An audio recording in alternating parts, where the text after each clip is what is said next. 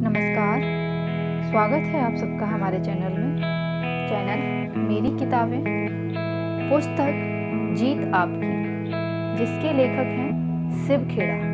प्रस्तुत है पुस्तक का अगला भाग। TQP सारी खूबियों वाले लोग। बहुत सारे ट्रेनिंग प्रोग्राम जैसे कि कस्टमर सर्विस, सेलिंग स्किल्स और स्ट्रेटेजिक प्लानिंग के बाद मैं इस नतीजे पर पहुंचा हूं कि इनमें से ज़्यादातर कार्यक्रम काफ़ी अच्छे होते हैं, लेकिन इनके सामने एक बहुत बड़ी चुनौती है। इनमें से कोई भी तब तक कामयाब नहीं हो सकता जब तक उसकी बुनियाद सही न हो, और वह सही बुनियाद है TQP। यह TQP क्या है? इसका मतलब है टोटल क्वालिटी पीपल, यानी सारी खूबियों से भरे लोग, यानी वे लोग जो अच्छे चरित्र वाले, ईमानदार, नैतिक मूल्यों और सकारात्मक नज़रिए वाले लोग होते हैं। मुझे गलत ना समझें, आपको दूसरे सारे प्रोग्रामों की ज़रूरत है, लेकिन वे तभी सफल होंगे जब आपकी नींव सही होगी, और वह नींव है TQP। उदाहरण के तौर पर कुछ ग्राहक सेवा कार्यक्रमों में हिस्सेदारी करने वालों को प्लीज़ या थैंक यू कहना, मुस्कुराना और हाथ मिलाना सिखाया जाता है, लेकिन किसी आदमी में सेवा करने का जज्बा ही न हो तो वह कब तक मुस्कुरा सकता है। इसके अलावा लोग नकली मुस्कान को पहचान जाते हैं, और अगर मुस्कान सच्ची न हो तो उसे देखकर चिढ़ पैदा होती है।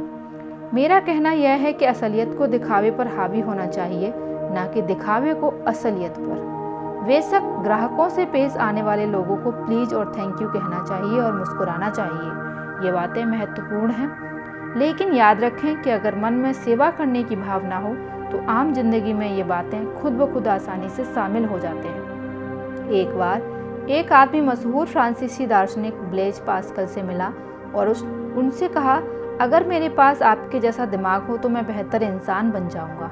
इस पर पास्कल ने जवाब दिया, बेहतर इंसान बनो, तुम्हारा दिमाग खुद ब खुद मेरे जैसा हो जाएगा।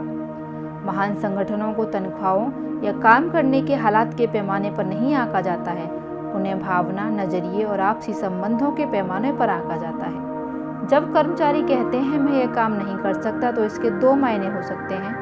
या तो उनका मतलब है कि उन्हें वह काम करने का तरीका मालूम नहीं है, या फिर वे उस काम को करना नहीं चाहते हैं। अगर वे काम करने का सही तरीका नहीं जानते हैं तो यह टेक्निकल ट्रेनिंग का मुद्दा है, लेकिन अगर वे काम नहीं करना चाहते हैं तो यह नज़रिए से जुड़ा मुद्दा हो सकता है। उन्हें उस काम की परवाह नहीं है, या वह नैतिकता का मुद्दा हो सकता है। वे मानते हैं कि उन्हें वह काम नहीं करना चाहिए। कैलगेरी टावर की ऊंचाई 190.8 मीटर है। उसका कुल वजन 10,884 टन है।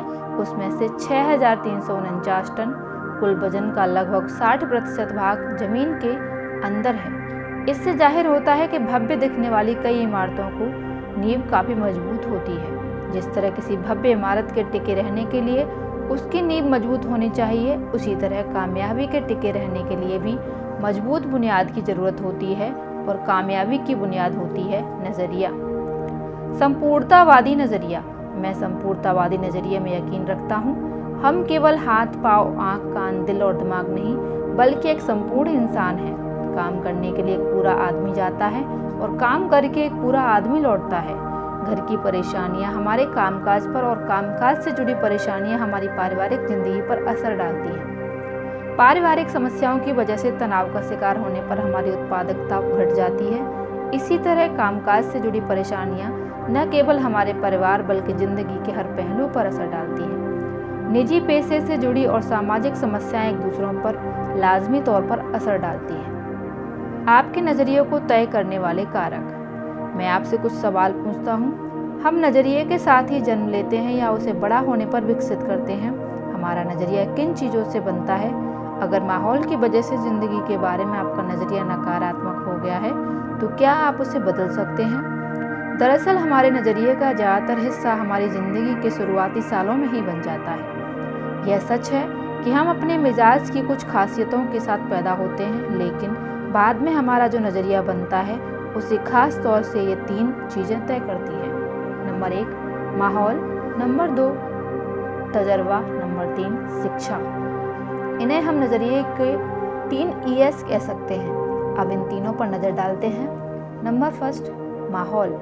माहौल में ये चीज़ें शामिल होती हैं। घर, अच्छा या बुरा असर, स्कूल, साथियों का दबाव, काम, मददगार या जरूरत से अधिक नुक्ताचीनी करने वाला सुपरवाइजर, मीडिया, टेलीविजन, अखबार, पत्रिकाएं, रेडियो, फिल्में, सांस्कृतिक पृष्ठभूमि, धार्मिक पृष्ठभूमि, परंपराएं और मान्यताएं, सामाजिक माहौल, राजनीतिक माहौल। ऊपर बताए गए सारे माहौल मिलकर हमारी तहजीब बनाते हैं। घर हो, संस्था हो या देश हो, हर जगह की अपनी एक तहजीब होती है। उदाहरण के तौर पर आप एक स्टोर में जाते हैं तो वहाँ के मैनेजर से लेकर सेल्स क्लर्क तक को विनम्र, मददगार, दोस्ताना और खुश मिजाज से भरा पाते हैं। फिर आप दूसरी दुकान में जाते हैं तो वहाँ काम करने वालों को रूखा और बदतमीज पाते हैं। आप एक घर में जाते हैं तो वहाँ माँ बाप और बच्चों को तमीज़ वाला, मिलनसार और दूसरों का ख्याल रखने वाला पाते हैं, जबकि दूसरे घर में जाने पर हर आदमी को कुत्ते बिल्लियों की तरह आपस में लड़ता पाते हैं। जिन देशों की सरकारों और राजनीतिक माहौल में ईमानदारी होती है, वहाँ के लोग भी आमतौर पर ईमानदार, कानून का पालन करने वाले और मददगार होते हैं। इसका उल्टा भी उतना ही सही है। जिस तरह बेईमान और भ्रष्ट माहौल में एक ईमानदार आदमी का जीना मुश्किल हो जाता है, उसी तरह ईमानदारी से भरे माहौल में बेईमान व्यक्ति को मुश्किल होती है। अच्छे माहौल में मामूली कर्मचारी की भी काम करने की शक्ति बढ़ जाती है, जबकि बुरे माहौल में अच्छा काम करने वाले की काम करने की शक्ति घट जाती है। तहजीब कभी नीचे से ऊपर की ओर नहीं जाती, बल्कि वह हमेशा ऊपर से नीचे की ओर आती है। हमें पीछे मुड़कर देखना चाहिए कि हमने खुद के लिए और अपने आसपास के लोगों के लिए कैसा माहौल तैयार किया है। बुरे माहौल में लोगों से अच्छे व्यवहार की आशा नहीं की जा सकती। जहाँ कानून का ना होना ही कानून बन जाता हो, वहाँ ईमानदार नागरिक भी चोर, उचक्के और बेईमान हो जाते हैं। कुछ समय निकालकर इस बात पर गौर कीजिए कि हमारा माहौल हम पर कैसे असर डालता है और हम जो माहौल तैयार करते हैं वह दूसरों पर कैसे असर डालता है। नंबर 2, तजर्बा। अलग अलग लोगों से मिले तजर्बे के मुताबिक हमारा व्यवहार भी बदल जाता है। अगर किसी इंसान के साथ हमें अच्छा अनुभव मिलता है तो उसके बारे में हमारा नज़रिया अच्छा होता है, पर बुरा अनुभव मिलने पर हम सावधान हो जाते हैं। अनुभव और घटनाएं हमारी जिंदगी के संदर्भ बिंदु बन जाते हैं। हम उनसे नतीजे निकालते हैं तो भविष्य के लिए मार्गदर्शन की भूमिका निभाते हैं। शिक्षा औपचारिक और अनौपचारिक दोनों तरह की होती है। आजकल हम लोग सूचनाएं के सागर में गोते लगा रहे हैं, लेकिन ज्ञान और समझदारी का अकाल पड़ा हुआ है। ज्ञान को योजनाबद्ध ढंग से समझदारी में बदला जा सकता है और समझदारी हमें कामयाबी दिलाती है। शिक्षक की भूमिका काफ़ी महत्वपूर्ण होती है। उसका प्रभाव अनंत काल तक रहता है। इसके असर की लहरें अनगिनत हैं। शिक्षा ऐसी होनी चाहिए जो हमें केवल रोजी रोटी कमाना नहीं, बल्कि जीने का तरीका भी सिखाए। सकारात्मक नजरिए वाले लोगों को कैसे पहचानें? जिस तरह सेहत खराब ना होने का मतलब अच्छी सेहत नहीं होता, उसी तरह किसी इंसान के नकारात्मक ना होने का मतलब यह नहीं होता कि वह सकारात्मक है। सकारात्मक नजरिए वाले लोगों की शख्सियत में कुछ ऐसी खासियतें होती हैं जिनकी वजह से उन्हें आसानी से पहचाना जा सकता है। ऐसे लोग दूसरों का ख्याल रखने वाले, आत्मविश्वास से भरे, धीरज वाले और विनम्र होते हैं। ये लोग खुद से और दूसरों से काफ़ी ऊंची उम्मीदें रखते हैं। उन्हें अच्छे नतीजे हासिल होने की आशा रहती है। सकारात्मक नजरिए वाला व्यक्ति हर मौसम में फलने वाले 12मासी फल जैसा होता है। उसका हमेशा स्वागत किया जाता है। सकारात्मक नजरिए के फायदे। सकारात्मक नजरिए के कई फायदे होते हैं। इन्हें आसानी से देखा जा सकता है, लेकिन आसानी से दिखाई देने वाली चीज को उतनी ही आसानी से अनदेखी भी कर दिया जाता है। सकारात्मक नजरिया आपके लिए फायदेमंद। शख्सियत खुशनुमा हो जाती है, जोश पैदा होता है, जिंदगी का आनंद बढ़ जाता है, आपके अगल बगल के लोगों को प्रेरणा मिलती है, आप समाज में महत्वपूर्ण योग देने वाले सदस्य और राष्ट्र की संपत्ति बन जाते हैं। संस्थाओं के लिए उत्पादकता बढ़ जाती है, टीम भावना बढ़ती है, समस्याएं हल हो जाती हैं, गुणवत्ता बढ़ जाती है, माहौल आपके मुताबिक बनता है, वफादारी बढ़ती है, लाभ ज़्यादा मिलता है, मालिक, कर्मचारी और ग्राहक के बीच बेहतर संबंध बनते हैं, तनाव कम होता है। नकारात्मक नजरिए के नतीजे। जिंदगी की राह रुकावटों से भरी पड़ी है और अगर हमारा नजरिया सकारात्मक हो तो अपने लिए सबसे बड़ी रुकावट हम खुद बन जाते हैं। नकारात्मक नजरिए वाले लोगों के लिए दोस्ती, नौकरी, शादी और संबंधों को कायम रख पाना काफ़ी मुश्किल होता है। नकारात्मक नजरिए की वजह से संबंधों में कड़वाहट बढ़ती है, लोग नाराज रहते हैं, जिंदगी बेमकसद हो जाती है, सेहत खराब रहती है, खुद के लिए और दूसरों के लिए तनाव बढ़ाता है। नकारात्मक नजरिए की वजह से घर और कामकाज की जगह का माहौल बिगड़ जाता है। ऐसा आदमी समाज के लिए बोझ बन जाता है।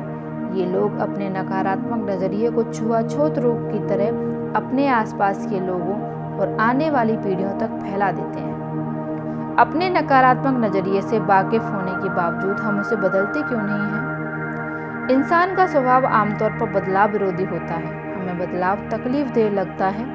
बदलाव का नतीजा अच्छा हो या बुरा, पर अक्सर इससे तनाव बढ़ता है। कई बार हम अपनी बुराइयों के साथ जीने में इतना आराम महसूस करते हैं कि बेहतरी के लिए होने वाले बदलावों को भी कबूल नहीं करना चाहते। हम बुरे ही बने रहना चाहते हैं। चार्ल्स डिकेंस ने एक ऐसे कैदी के बारे में लिखा है जो सालों तक एक काल कोठरी में कैद रहा। सजा काट लेने के बाद उसे आज़ाद कर दिया गया। उसे काल कोठरी से बाहर खुली धूप में लाया गया। उस आदमी ने अपने चारों ओर देखा। कुछ देर में ही वह अपनी इस नई आज़ादी से परेशान हो गया। उसने वापस काल कोठरी में इच्छा जाने की जाहिर की। वो आज़ादी और खुली दुनिया के बदलावों को कबूल करने के बजाय काल कोठरी, अंधेरे और हथकड़ियों में ही सुरक्षा और आराम महसूस कर रहा था, क्योंकि वह उन्हीं का आदी हो चुका था। इन दिनों भी कई कैदी ऐसा ही व्यवहार करते हैं। एक अनजाने संसार के साथ तालमेल कायम करने पर उनका तनाव उनकी बर्दाश्त से बाहर होता है, इसलिए वे जानबूझकर और अपराध करते हैं ताकि उन्हें वापस जेल में भेज दिया जाए।